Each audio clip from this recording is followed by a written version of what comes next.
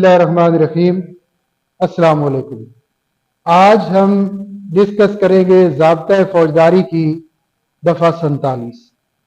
ये दफ़ा ऐसे मकाम की तलाशी के मुतल्लिक है जिसके मुतल्लिक पुलिस ऑफिसर को या किसी शख्स की गिरफ्तारी का वारंट रखने वाले शख्स को यकीन हो कि इसमें वो गिरफ्तारी तलब शख्स दाखिल हो गया है।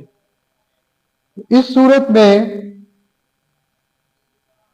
जो उस मकाम का मालिक है या मुंतजिम है, दफा 47 उस पर लाजम करार देती है कि वो पुलिस ऑफिसर को या वारंट गिरफ्तारी रखने वाले शख्स को ऐसे मकाम में दाखिल होने की इजाजत देगा, और ना सिर्फ इजाजत देगा बल्कि उस मकाम में दाखिल होने के लिए तमाम सहूलियात बहम पहुंचाएगा।